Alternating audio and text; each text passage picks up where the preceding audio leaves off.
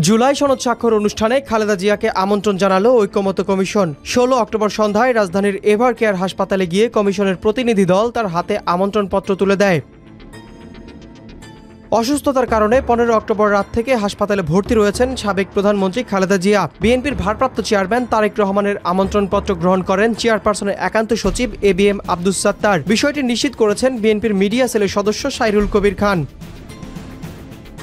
তিনি জানান, কমিশনের সদস্য ডক্টর বদিউল আলম মজুমদার ও মনির হায়দার চৌধুরী কমিশনের সভাপতি ও সরকারের প্রধান উপদেষ্টা ডক্টর মোহাম্মদ ইউনূসের পক্ষ থেকে আমন্ত্রণপত্রটি হস্তান্তর করেন। এ সময় খালেদা জিয়া বিছানায় শুয়ে আমন্ত্রণপত্রটি পড়েন। পাশে উপস্থিত ছিলেন তার ব্যক্তিগত চিকিৎসক এজেড-এম জাহিদ হোসেন।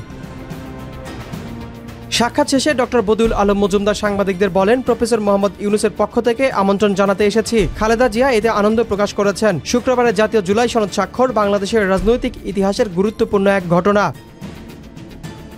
কমিশনের সদস্য মনির হায়দার চৌধুরী বলেন, আমরা আশা করি সব রাজনৈতিক দল এতে অংশ নেবে। খালেদা জিয়া অংশগ্রহণ করুন বা না করুন, তাকে আমন্ত্রণ জানানোর নির্দেশ দিয়েছেন ডক্টর ইউনূস নিজে। তিনি সনদ স্বাক্ষরে সাফল্য কামনা করেছেন।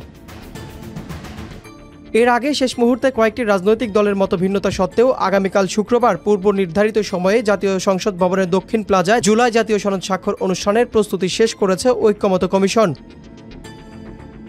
কমিশনের সহসভাপতি অধ্যাপক আলী রিয়াজ বলেন, নোট অব ডিসেন্ট সহ 84টি বিষয়ে ঐক্যমতের ভিত্তিতেই সনদ প্রণয়ন করা হয়েছে। বিভিন্ন রকমের মতভিন্নতা সত্ত্বেও আমরা আশা করি এই প্রক্রিয়ার সঙ্গে যারা যুক্ত ছিলেন সেই দলগুলোর নেতারা উপস্থিত থাকবেন। তারা সনদে স্বাক্ষর করার মধ্য দিয়ে আরেকটি পর্যায়ে আমরা অগ্রসর হতে পারব।